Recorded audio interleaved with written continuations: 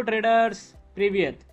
तो I hope आप सब बहुत बढ़िया कर रहे होगे और ट्रेडिंग बढ़िया से सीख रहे होगे। ठीक है, हमारे चैनल पे हो तो आप ट्रेडिंग तो सारी की सारी फ्री में सीख ही लोगे, इस बात की पूरी गारंटी है अगर आप सीरियस हो तो। अभी रिसेंटली हमने एक PUT यानी सूडो ऑफ थ्रस्ट की वीडियो डाली थी, कैसे ट्रेड करते हैं, सूडो ऑफ थ्रस्ट होती क्या है, ये सारी बात हमने कर ली थी। ठीक है, अब हम आगे EBR को कंटिन्यू करते हैं और ये आई होप EBR की लास्ट वीडियो होने वाली है कि EBR को VSA के साथ कम, देखो एक्चुअली है ये VSA का ही कॉन्सेप्ट, बट इसको EBR एक जो बार होती है उसको VSA की SOW और SOS इन दोनों के साथ कैसे कंबाइन करके ट्रेड करते हैं, इस वीडियो में हम इसी की बात करेंगे। ठीक है, तो डायरेक्टली चार्ट पे चलते हैं।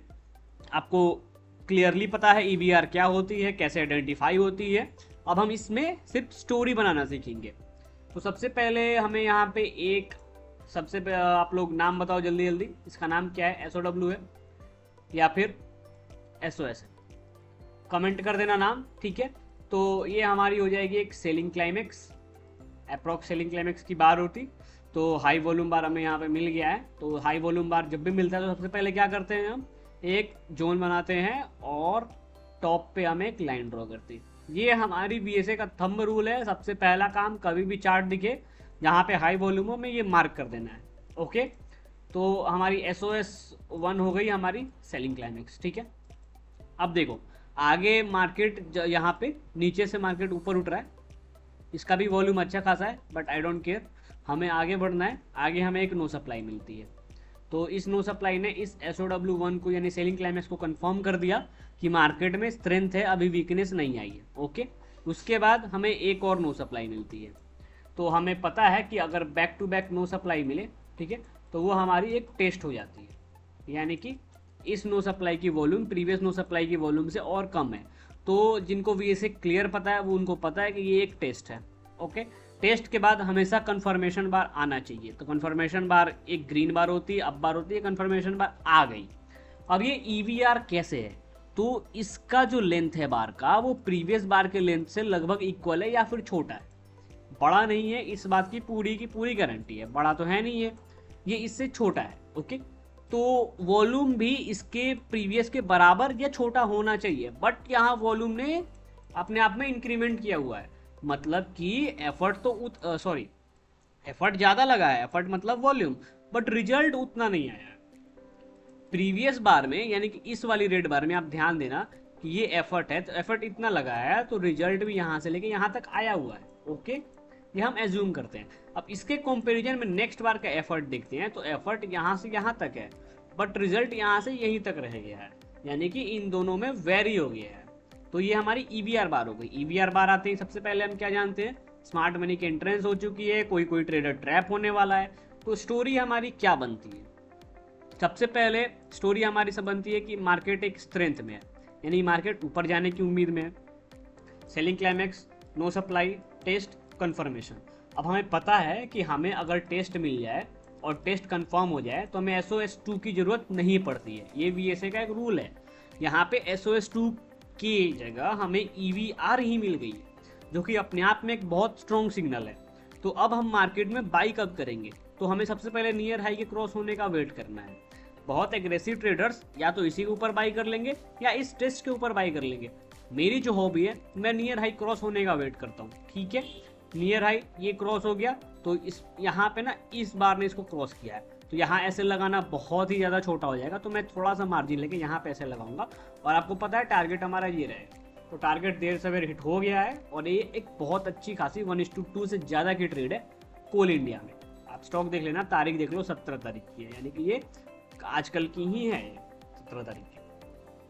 अब हम नेक्स्ट चार्ट पे चलते हैं। सॉरी, ये आ गई हमारी बेल, भारत इलेक्ट्रॉनिक्स की ट्रेड। अब इसको समझो कि इसमें हुआ क्या है, रुको एक सेकेंड। हाँ, ये आ गई हमारी ब्रिटानिया। बेल वाली ट्रेड लास्ट में बताऊंगा, उसका कुछ अलग लोचा है। ठीक है, वो मैं लास्ट में बताऊंगा, वो बहुत ज़्यादा इंपॉर्टेंट है। इसमें समझो ब्रिटानिया इंडस्ट्रीज में क्या हुआ हमारे पास कि यहाँ पे 3 वॉल्यूम आई बड़ी। ठीक है, तो वॉल्यूम तो एक प्रीवियस डे की है और आज की वॉल्यूम ये रही। अब आपको मैं एक चीज़ दिखाता हूँ कि अभी हमने ट्रेड किया, 7 तारीख को ट्रेड करने बैठा, हमें इधर क्या हो रहा है इससे कोई मतलब नहीं, हमें इतने से मतलब है। ठीक है, आप इतना ध्यान में रखना। ओके, 7 तारीख को ट्रेड आई, हमारे पास हाई वॉल्यूम आया, हमने यहाँ पे एक जोन ड्रॉ कर दिया और बॉटम पे एक लाइन है, तो खैर वो कोई बड़ी बात नहीं है, वो नीचे है। अब हम मार्केट जब स्टार्ट हो रहा है, चल रहा है तो देखते हैं कि एक यहाँ पे, एक यहाँ पे, एक यहाँ पे और एक यहाँ पे, लगातार 4 EVR यानी 4 बार एफर्ट पर से रिजल्ट बार आई। ये चारों एफर्ट पर से रिजल्ट कैसे हैं, ये आप इन चारों की यानी इसकी, इसकी, इसकी और इसकी, इनके प्रीवियस बार से कंपेयर करके देख लो, ठीक है। एक मिस्टेक हो गई यहाँ, ये वाली में, ठीक है। तो अब देखो, आप एक एक करके कंपेयर कर लो, मैं एक एक करके कंपेयर करूंगा तो बहुत लंबी वीडियो हो जाएगी। मैं बस लास्ट वाली बता देता हूँ कि इसका स्प्रेड इसके स्प्रेड से लगभग इक्वल है या थोड़ा सा बड़ा है, बट वॉल्यूम 3 to 4 टाइम्स बड़ा है, यानी कि अच्छी खासी स्मार्ट मनी की एंट्रेंस हुई है। इस तरह के स्टॉक में जो लंबे रेंज तक फंसे हैं उनको कैसे ट्रेड करते हैं, तो इसका आप एक चीज़ समझ लो। सबसे पहले मैं इसका नियर लो और इसका ये हाई मैं मार्क करके रखता हूँ, ठीक है। मार्केट में अभी जब तक मार्केट इसके अंदर है मैं कोई ट्रेड एग्जीक्यूट नहीं करूंगा, चाहे कुछ भी हो जाए, ठीक है। कितना भी SOW आ जाए, कितना भी SOS आ जाए, मैं ट्रेड एग्जीक्यूट करूंगा ही नहीं, ठीक है। अब मुझे पता है कि यहाँ पे EVR EVR EVR EVR यानी कार में पूरी की पूरी फ्यूल भर दी गई है। अब ये बस चलने को तैयार है, या तो ऊपर जाएगा या तो नीचे जाएगा। तो मेरे पास जो बॉर्डर्स मार्क हैं वो ये हैं, वो ये हैं। अब मैं लास्ट में क्या सोचूंगा कि मार्केट जिस साइड भी क्रॉस कर दे मैं उधर ट्रेड ले लूंगा, क्योंकि हमारे पास 4 EVR हैं। अब मार्केट इससे ज़्यादा कंफर्मेशन नहीं देगा, वो ऑलरेडी बता रहा है कि आप जल्दी से ट्रेड ले लो क्योंकि फ्यूल भर चुका है टैंक में। ऐसे में क्या होता है कि अगर नीचे ब्रेक होती है तो आप नीचे भी ट्रेड ले सकते हो, ऊपर ब्रेक होता है आप ऊपर भी ट्रेड ले सकते हो, ये बहुत तगड़ी चलती है। हाँ, 1-2 बार ट्रैप होने के चांसेस हो सकते हैं, बट इसके रिस्क रिवार्ड इतने तगड़े होते हैं ना कि आप वो मतलब एक बार ट्रैप होके भी आप हमेशा डे एंड प्रॉफिटेबल ही रहोगे। तो ये ऊपर की तरफ ब्रेक कर दिया, तो इसका ब्रेक होते ही मैंने ट्रेड लिया ऊपर की तरफ, और ये इसके नीचे का नियर लो हमारा स्टॉप लॉस हो जाएगा। ये ऐसे EVR को ट्रेड करते हैं VSA के साथ। अब ये आगे इंडसइंड बैंक। अब यहाँ पे इंपॉर्टेंट आपके लिए ये है कि ये एक डे टाइम फ्रेम है। इंडसइंड बैंक मैं अपने बहुत दिन से रडार में रखा हुआ था।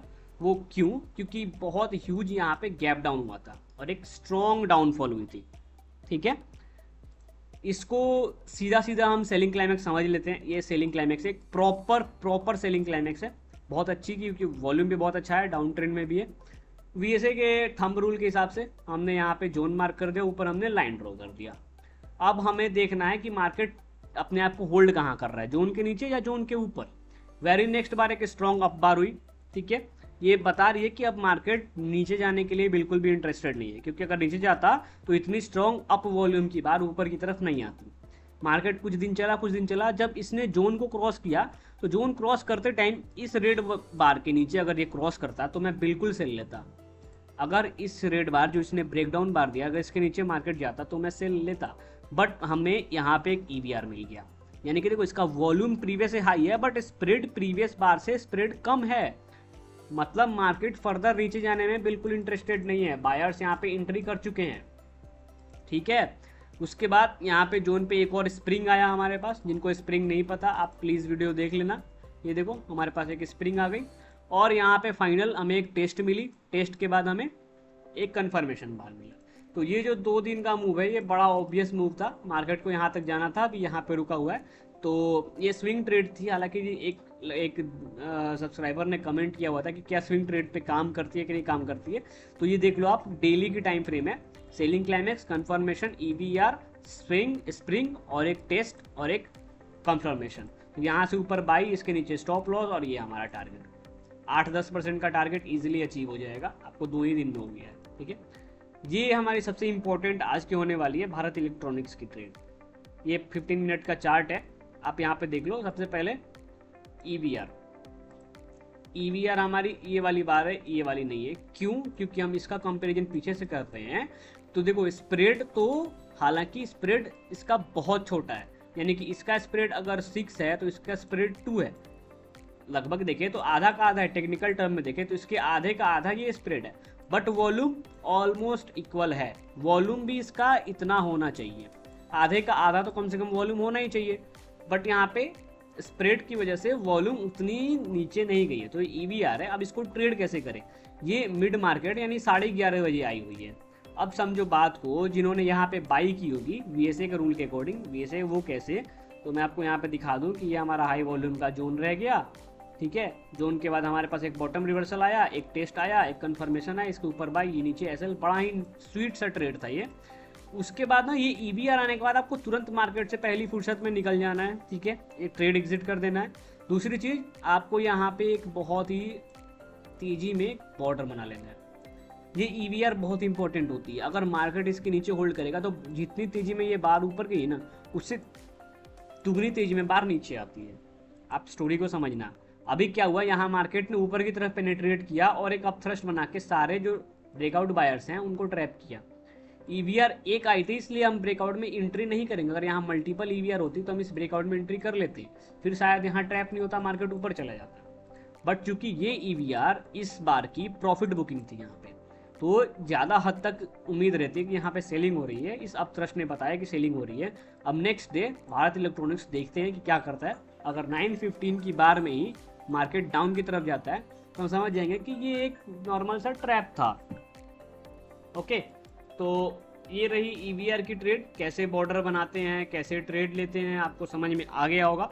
EBR के सीरीज को हम आज ख़त्म करते हैं। अब नेक्स्ट कोई और टॉपिक पे अच्छी खासी वीडियो बनेगी।